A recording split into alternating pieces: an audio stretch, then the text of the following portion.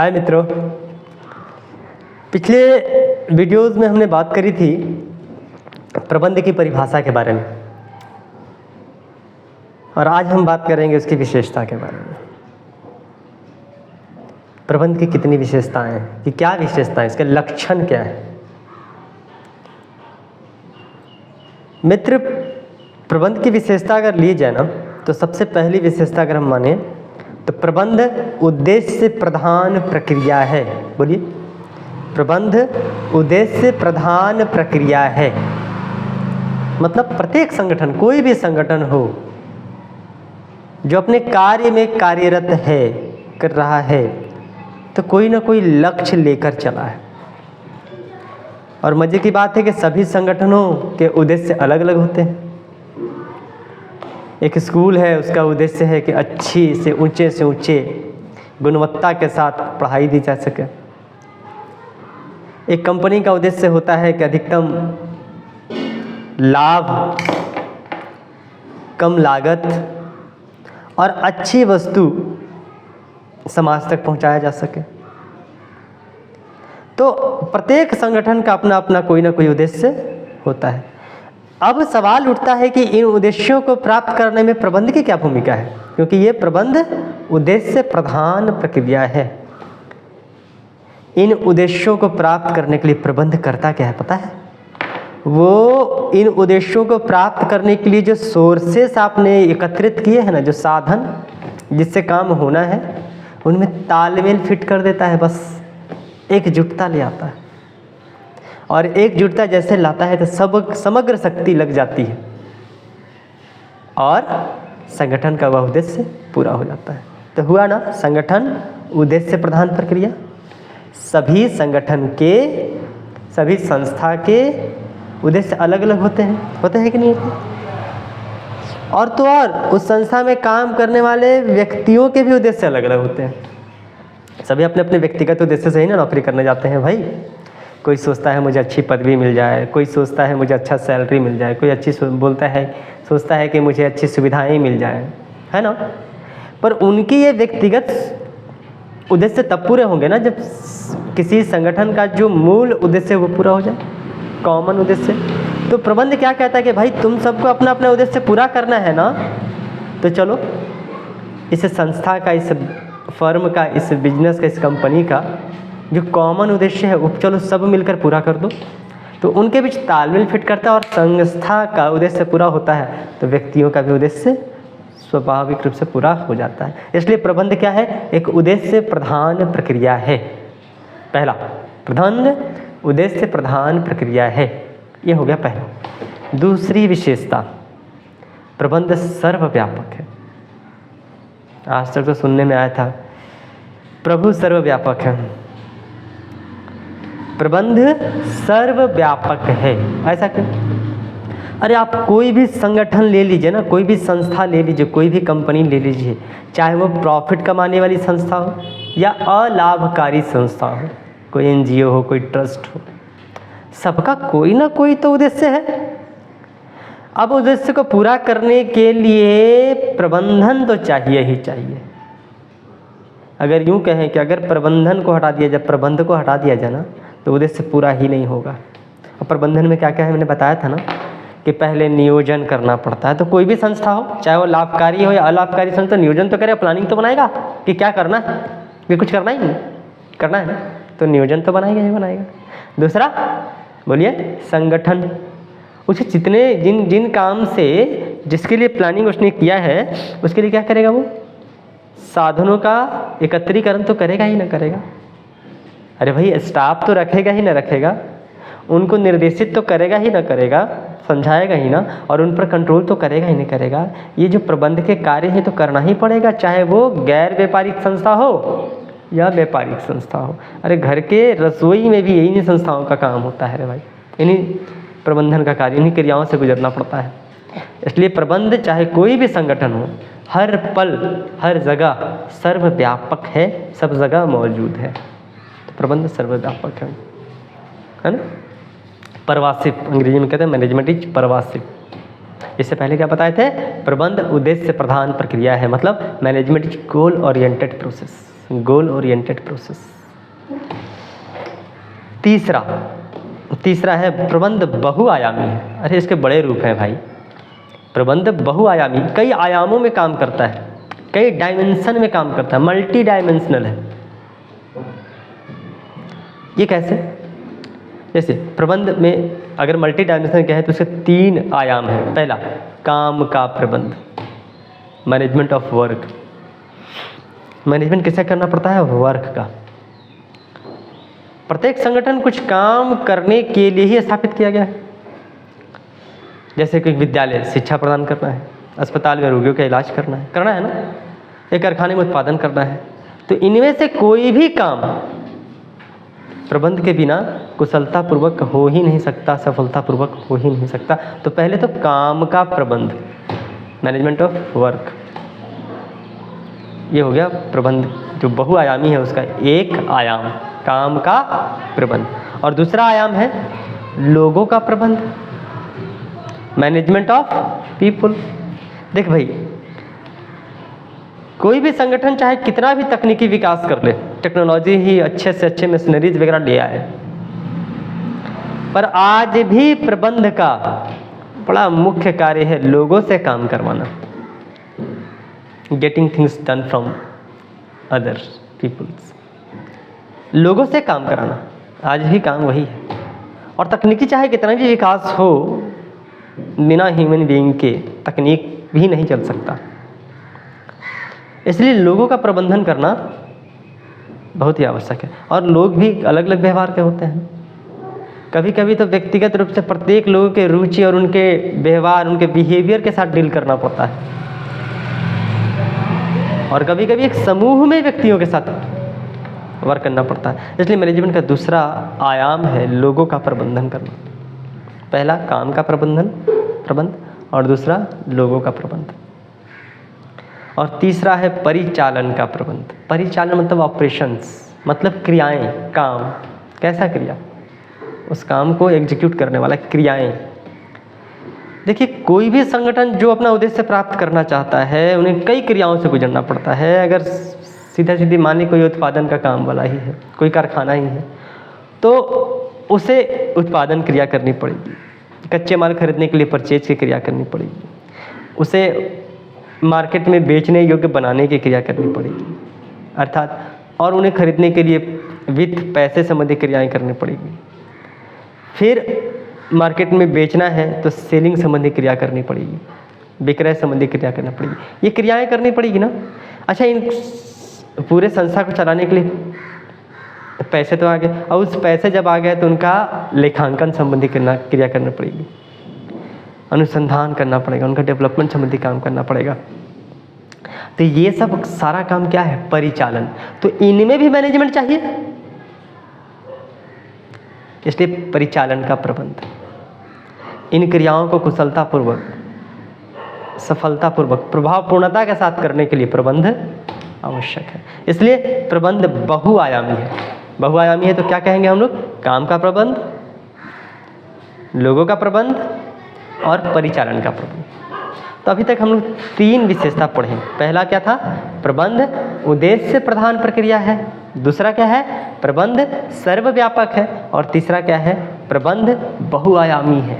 बहुत सारे आयाम हैं इसके, बहुत सारे शाखाएं हैं इसके, जिसमें काम का प्रबंध करना पड़ता है, लोगों का प्रबंध करना पड़ता है और परिचालन का प्रबंध करना पड़ता है। काम का प्रबंध करना पड़ता है कि कोई सभी संगठन के अलग अलग काम होते हैं, कोई ना कोई काम से स्थापित किया गया है ना। विद्यालय शिक्षा प्रदान करता है, अस्पताल रोगियों का इलाज करता है, तो इन काम में भी प्रबंध चाहिए। योग्य काम का प्रबंध, लोगों का प्रबंध, चाहे तकनीक कितना भी विकास कर लो भैया, प्रबंध का आज भी मुख्य काम क्या है? लोगों का प्रबंधन करना। और लोग भी गजब होते हैं, अलग अलग बिहेवियर के होते हैं, तो उनके अलग बिहेवियर के साथ काम करना पड़ता है और कभी कभी उनके समूह के साथ काम करना पड़ता है। यह प्रबंध का कार्य है, लोगों का प्रबंध। और एक उत्पादन में बहुत सारी क्रियाएं होती है, उत्पादन, क्रय, विक्रय, सेल, विक्रय और वित्त संबंधी क्रिया, लेखांकन संबंधी क्रिया, इन्हें परिचालन संबंधी प्रबंध बोलते हैं। तो ये बहुआयामी है ना। हाँ, तो ये प्रबंध एक बहुआयामी है। 3 विशेषताएं हो गई। चौथा, प्रबंध एक सतत प्रक्रिया है। सतत प्रक्रिया मतलब कंटिन्यूअसली प्रबंध होता ही होता है। किसी भी संगठन में ऐसा थोड़ी है कि प्रबंधन का कार्य एक ढांचे में बना दिया गया है और वो खुद ब खुद चलता रहता है। ऐसा हो ही नहीं सकता, प्लानिंग करते रहना पड़ता है। संगठन अर्थात उन्हें जोड़ना ही पड़ता है, हर समय सामान एकत्रीकरण करना ही पड़ता है, सोर्स लाने ही पड़ते हैं। न जाने कौन सा स्टाफ फिर पोस्ट से अपग्रेड हो गया, डिस्क्रेट हो गया, नीचे आ गया,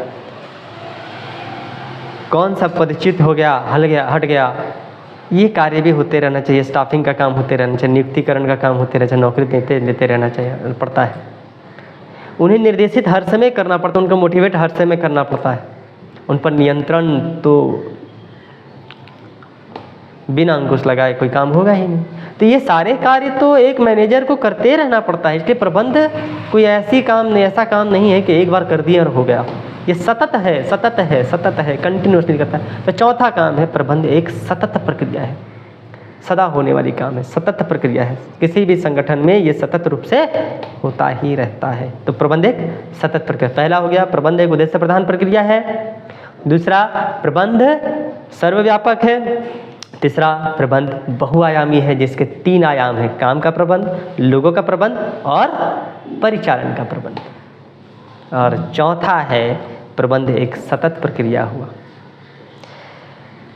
इसके बाद आते हैं हम लोग, प्रबंध एक समूह की क्रिया है। प्रबंध एक सामूहिक क्रिया है, समूह की क्रिया है। प्रबंध ऐसा नहीं है कि अकेला, वो जो कहावत सुनते हैं ना, अकेला चना भांड थोड़ी फोड़ेगा। प्रबंध का मतलब ही पहले ही बता चुका हूँ ना, कि प्रबंधक क्या करता है, अलग अलग सोर्स को, अलग अलग संसाधनों को एकत्रित करता है, समूह में लाता है और उससे काम करवाता है। अलग अलग व्यक्ति हैं जिनके अलग अलग उद्देश्य हैं, सबको एकत्रित करता है। तो एक समूह की क्रिया है।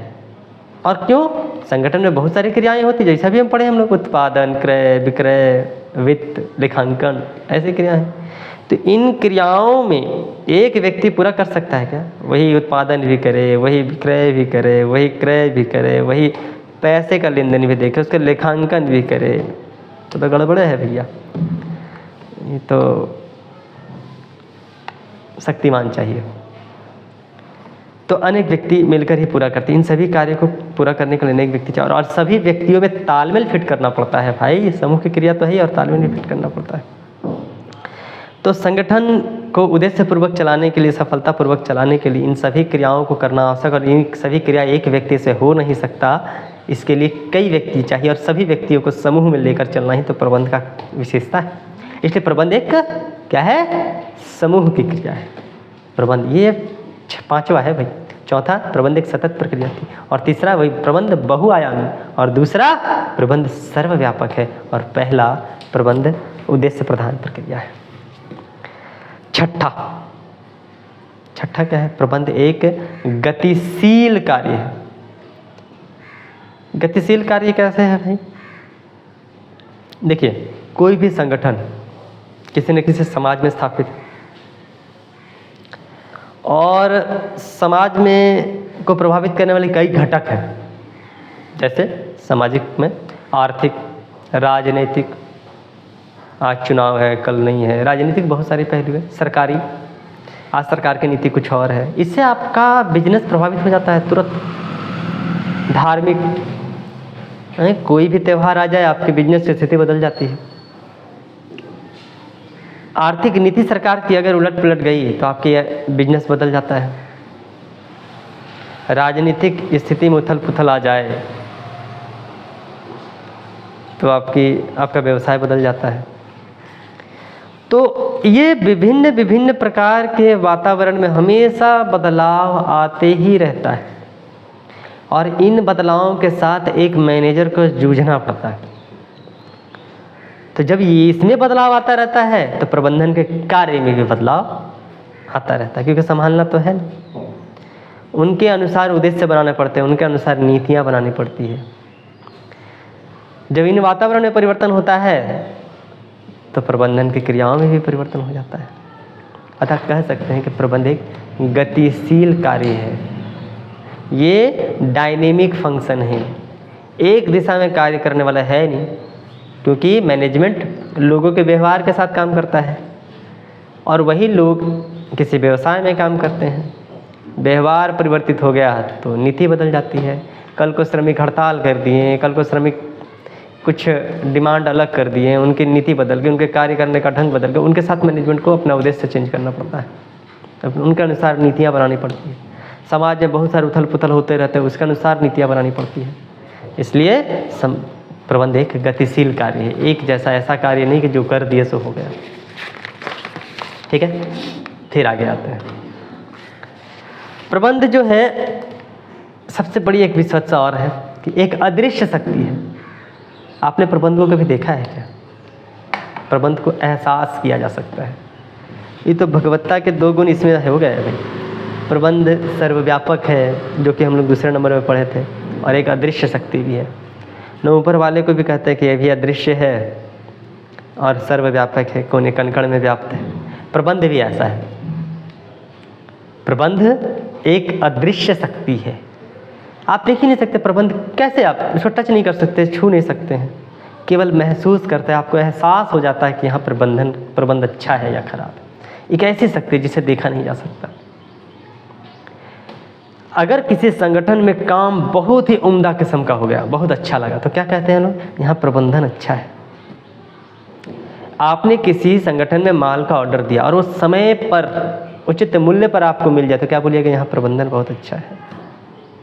अगर वही सामान आप सही समय पर किसी को नहीं पहुंचाते हैं, तो आपके प्रति लोग क्या कहेंगे? यहाँ का प्रबंध बड़ा खराब है। प्रबंध को फिजिकली तो आप देख नहीं सकते हैं, छू नहीं सकते हैं, पर एहसास हो गया ना। आपके कार्य शैली देखकर, आपके कार्य का परिणाम देखकर, आपकी व्यवस्था को देखकर यह कहा जा सकता है कि इसके अंदर कार्य प्रबंधन का है, प्रबंध का है। तो मूलतः हम लोग 7 विशेषता देखें। पहला, प्रबंध एक उद्देश्य प्रधान प्रक्रिया है। दूसरा, प्रबंध सर्वव्यापक है। तीसरा, प्रबंध एक बहुआयामी है, जिसके 3 आयाम पढ़े: काम का प्रबंध, लोगों का प्रबंध, परिचालन का प्रबंध। और चौथा, प्रबंध एक सतत प्रक्रिया है। पांचवा, प्रबंध एक गतिशील कार्य है। पांचवा क्या है? प्रबंध एक गतिशील कार्य है। फिर छठा हम लोगों ने पढ़ा था, पांचवा हम लोग प्रबंध एक समूह कार्य पढ़े थे ना। हाँ, प्रबंध एक समूह के कार्य है। और छठा पढ़े थे प्रबंध एक गतिशील कार्य है। और 7वां है प्रबंध एक अदृश्य। तो ये हो गया प्रबंध की विशेषता। प्रबंध की परिभाषा तो हम पहले भी जान चुके हैं। प्रबंध से आशय उस प्रक्रिया से है, जो हम लोग पिछले क्लास में पढ़े थे कि प्रबंध से आशय उस प्रक्रिया से है जिसमें काम को कुशल और प्रभावी ढंग से करने के लिए कार्यों के एक समूह को, समूह में कौन कौन सा था? 4 नी सा: नियोजन, संगठन, दूसरा नी से नियुक्तिकरण, तीसरा नी से निर्देशन और चौथा नी से नियंत्रण। कार्य को सौंप दिया जाता है। प्रबंध से आशय उस प्रक्रिया से है जिसमें काम को कुशल और प्रभावी ढंग से करने के लिए कार्यों के एक विशेष समूह को, वही 4 निशा को संपन्न किया जाता है। तो प्रबंध का आशय हो गया प्रक्रिया से, और प्रबंध की विशेषता हम लोग आज संपन्न किया। उम्मीद करूंगा आप इसे सहर्ष रट लेंगे और अच्छी तरह से याद कर लेंगे। आप अगर इस लेक्चर को बार बार सुन लेते हैं तो यह पुनः आपको पूरी की पूरी किताब आप लिख सकते हैं, पूरे प्रश्न का आंसर दे सकते हैं, इसमें कोई भी पहलू छूटा नहीं है। मैं अपने YouTube channel commerce with Vinod sir के माध्यम से आप तक एक कड़ी VST की पूरी ला रहा हूं, और पूरी कड़ी में आपके संपूर्ण प्रश्न का उत्तर होगा, और कुछ दिन में वैल्यू बेस्ड क्वेश्चंस भी आप तक आते रहेंगे। धन्यवाद।